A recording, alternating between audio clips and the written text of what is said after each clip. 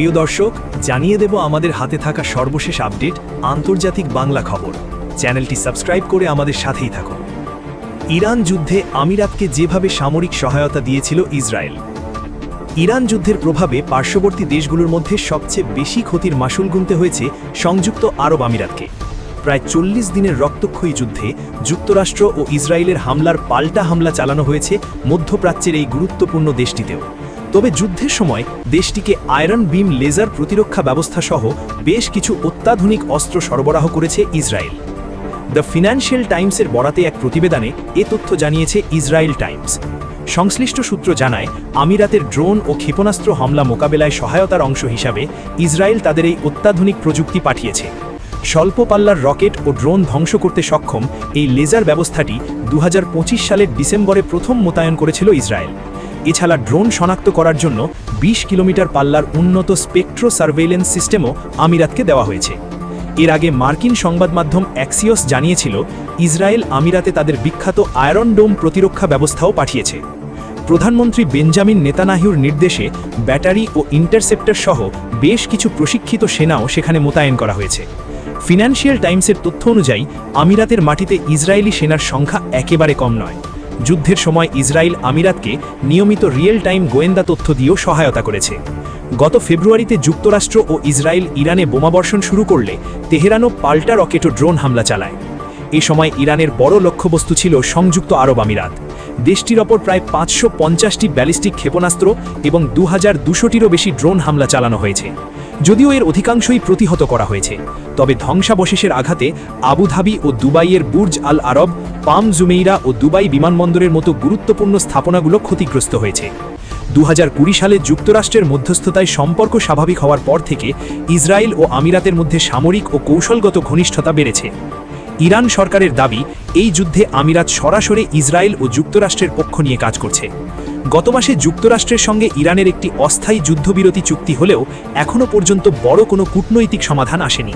Hormuz প্রণালী নিয়ে ইরানকে বিশ্বাস করা যায় না, বলছে আরব আমিরাত। হরমুজ প্রণালীতে নিরাপদ নৌ চলাচল নিশ্চিত করার ক্ষেত্রে ইরানকে আর বিশ্বাস করা যায় না বলে শঙ্কা প্রকাশ করেছেন সংযুক্ত আরব আমিরাতের প্রেসিডেন্টের উপদেষ্টা আনোয়ার গার্গাস।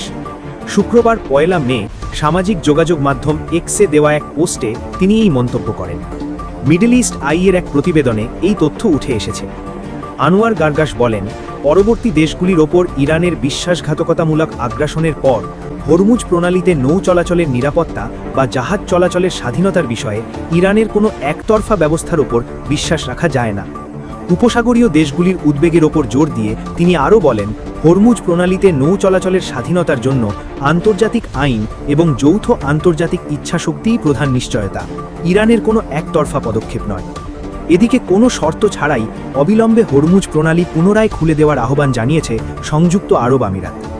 জাতিসংঘ নিরাপত্তা পরিষদের সামুদ্রিক নিরাপত্তা বিষয়ক উচ্চ পর্যায়ের অনুষ্ঠানে আরব আমিরাতের পররাষ্ট্র প্রতিমন্ত্রী শেখ খালিফা শাহিন আল মারার বলেন, হরমুজ প্রণালীতে সাম্প্রতিক ঘটনাবলী আন্তর্জাতিক নৌপথের নিরাপত্তা ও বৈশ্বিক বাণিজ্যের জন্য গুরুতর হুমকি সৃষ্টি করেছে।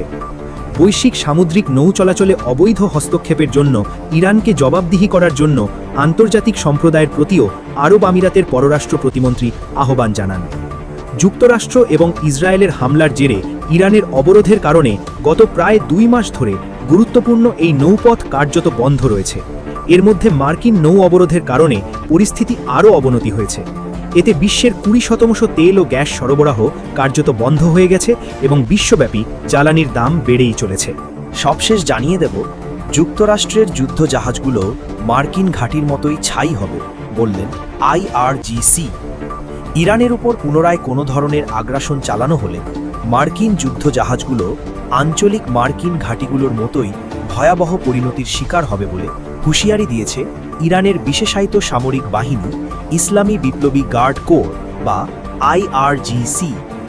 IRGCর অ্যারোস্পেস ফোর্সের commander brigadier general Syed Majid মুসাবি মার্কিন সেন্ট্রাল কমান্ডকে উদ্দেশ্য করে এই কড়া বার্তা প্রদান করেন। ইরানের গুরুত্বপূর্ণ অবকাঠামো লক্ষ্য করে যুক্তরাষ্ট্রের কথিত স্বল্পমেয়াদী ও তীব্র হামলার পরিকল্পনার খবরের প্রতিক্রিয়ায় তিনি স্পষ্ট করে জানান যে শত্রুপক্ষের যে কোনো পদক্ষেপের জবাবে ইরান দীর্ঘমেয়াদী এবং বেদনাদায়ক আঘাত হানবে। জেনারেল মুসাভি সামাজিক যোগাযোগ মাধ্যমে এক বার্তায় উল্লেখ করেন যে মধ্যপ্রাচ্যে মার্কিন ঘাঁটিগুলোর যে দশা হয়েছে রণতরীগুলোর ভাগ্যেও ঠিক তাই অপেক্ষা করছে। এদিকে সংবাদ মাধ্যমের প্রতিবেদন অনুযায়ী মার্কিন প্রেসিডেন্ট ডোনাল্ড ট্রাম্প বৃহস্পতিবার সেন্ট্রাল কমান্ডার অ্যাডমিরাল ব্র্যাড কুপারের কাছ থেকে ইরানের বিরুদ্ধে নতুন সামরিক পরিকল্পনার বিষয়ে ব্রিফিং গ্রহণ করবেন বলে জানা গেছে। ধারণা করা হচ্ছে আলোচনার অচলাবস্থা ভাঙতে বা যুদ্ধের চূড়ান্ত সমাপ্তি টানার অজুহাতে ট্রাম্প বড় ধরনের সামরিক অভিযানের কথা বিবেচনা করছেন। মার্কিন পরিকল্পনার মধ্যে ইরানের অবকাঠামোতে হামলার পাশাপাশি হরমুজ প্রণালীর একাংশ দখল করা এবং দেশটির সমৃদ্ধ ইউরেনিয়ামের মজুদ জব্দ করতে বিশেষ বাহিনী পাঠানোর মতো উস্কানিমূলক প্রস্তাবনাও রয়েছে বলে বিভিন্ন সূত্রে দাবি করা হয়েছে। ট্রাম্প ইতিমধ্যে ইঙ্গিত দিয়েছেন যে বোমাবর্ষণের চেয়ে নৌ অবরোধ ইরানের ক্ষেত্রে বেশি কার্যকর হতে পারে, তবে সামরিক অভিযানের পথ তিনি খোলা রেখেছেন। জেনারেল মুসাভি আল্লাহর উপর ভরসা রেখে দৃঢ়তার সঙ্গে জানিয়েছেন, শত্রুর অপারেশন সংক্ষিপ্ত হলেও ইরানের পাল্টা জবাব হবে সুদূরপ্রসারী ও অত্যন্ত কঠোর।